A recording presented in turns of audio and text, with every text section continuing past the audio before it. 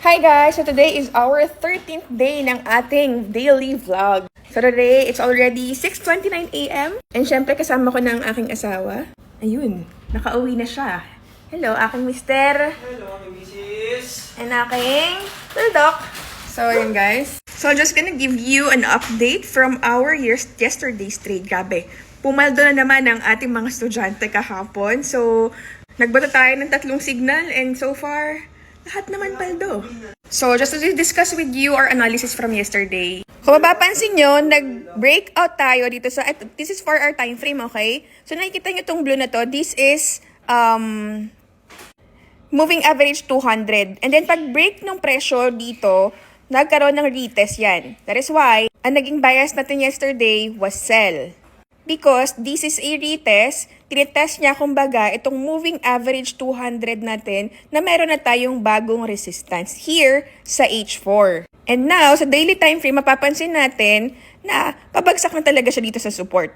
Hindi nga na inabot itong ating resistance area dito, hanggang dito lang siya. And now, it's going down. Ayan. Pabagsak na siya dito against sa ating. So, for the longest time, sa daily time frame, ilang buwan na yan, ranging ang market ng gold. So, hindi natin alam kung ano ang magpapabutas dito sa resistance na to kasi napakatibay ng resistance na to here sa daily time frame. That is why, ang bias natin talaga for sell. However, since nag-scalping lang naman tayo kahapon, meron tayong mga binato na signal na buy and sell.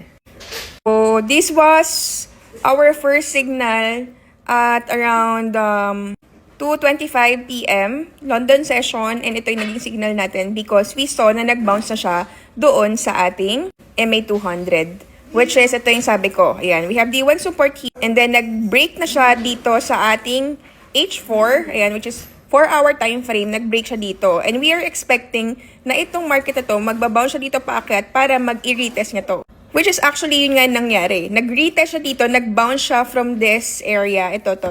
Nag-bounce siya dito, ayan, nag-bounce siya dito, and then bumagsak na siya. So, tawag po dyan is retest. So, ito yung naging analysis. MA200 was broken last night, signaling bearish momentum. Current move is a retest of a broken MA200 common continuation setup. So, ang pinaka naging worry ko lang dyan, syempre magkaroon ng mga liquidity grab na iaakyat niya muna yan dito bago talaga siya ibagsak. Kasi syempre, sabi ko nga dito, institutions likely pushing price up for better sell entries before the bigger move down. So yan, nakapag-generate tayo agad dito, 35 pips. And then, ayan. And then, nagpa-scalp tayo ng gold, 3341 to 3338 because bumaba ako sa 15-minute time frame, which is this one, dahil nakakita ko ng opportunity dito, dahil nagre-ranging siya sa 15-minute time frame. So, ngayon, ayan, nakakuha tayo ng mga ilang pips din dito, 40 pips din ata yan, dito sa ating 15-minute time frame. So, nung nagpa-buy tayo dyan, ayun, napakadaming pumaldo. So, naka 30 pips din tayo dyan. Actually, yan, all TPs batch nga ata tayo. And then, syempre, yung mga feedback ng mga students natin, ayan o. Diba? Napakaraming mga feedbacks yan from different people. Ayan. Ayan. So, lahat sila pumaprofit, guys. Napakarami yan. Ayan. Hindi ko na maisa-isa sa inyo eh. Kasi, mahaba tong aking video eh. Ayan. And then, ayan, nung mga around 8 p.m., ayan, nagpa-sell ulit tayo, which is ito. And then, ayan, bakit?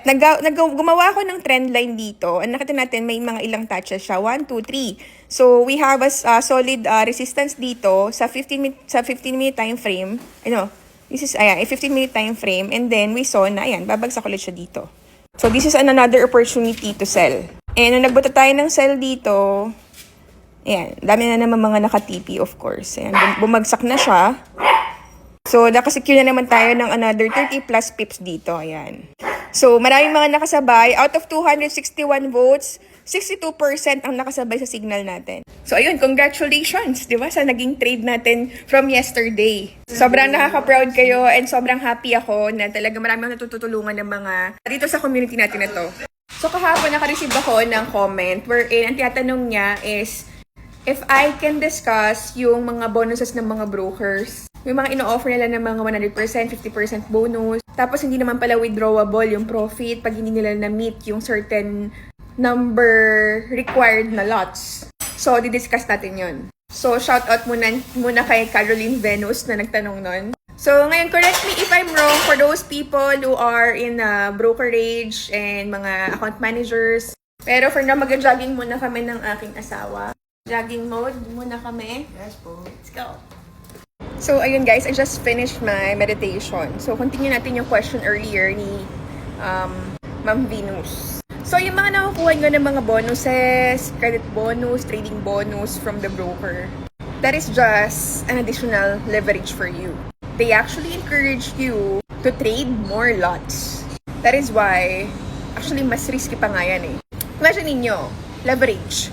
Leverage is umuutang kayo sa broker. Since umuutang kayo, nadadagdagan yung capacity nyo or yung buying power nyo kasi magkakaroon kayo ng multiplier dyan. Imagine nyo na lang kapag nagkaroon kayo ng deposit bonus, nag-deposit kayo ng $1,000 and then naging $2,000 siya, pero hindi withdrawable yung additional $1,000 mo, it will just give you an idea na parang, oh, pwede pa ako mag-trade kasi malaki yung capital ko. So basically, ini-encourage lang kayo mag-trade ng mas malaki. That is why, mas risky siya. So ngayon, hindi kayo basta-basta makaka-withdraw from the profit that you have generated from that bonus. Kasi meron kayong mga kailangan na makomplete muna in order for you to withdraw the profit.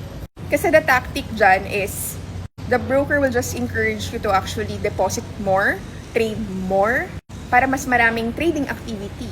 But if in the essence, kung isipin mo, parang leverage lang din siya. Kasi sana tinasam na lang yung leverage mo. Kung 1:500 ka, nag 1:1000 ka. Kasi ganun din naman siya eh. But meron nag-explain sa akin before, si Steven ata, ano ba yung difference ng trading bonus sa deposit bonus? Yung deposit bonus, kapag nag-withdraw ka ng $100, mababawasan din ng $100 yung bonus mo. So say for example, you have a total of $200 kasi nag-deposit ka $100, naging $200 siya. Tapos ngayon nag-draw down ka, bumaba, bumagsak, nag-draw down ka ng $100. Hindi na counted yung bonus mo na $100. Yun yung sa deposit bonus. But kapag ang offer ng broker is trading bonus, kahit na mag-draw down ka ng $100, hindi pa rin magko-close yung account mo. Or hindi pa rin siya mag-stop out. Stop out yung tawag doon. Kasi may certain level na dapat ma-maintain yung account mo bago mag-stop out eh. So ngayon, kapag ang bonus mo is more of like trading bonus, kahit na mag-draw down ka ng 100%, hindi pa rin siya mag-stop out. So ganun siya. So yun yung explanation ko doon. But then again, I can be wrong, I can be right. Hindi naman ako nag-work sa broker and explain lang din sa akin to ng mga account managers. So, we can confirm this with your account managers. But it's better na kahit walang bonus, okay lang. Kasi honestly, it will just encourage you to trade more eh. So, mas risky lang siya, diba?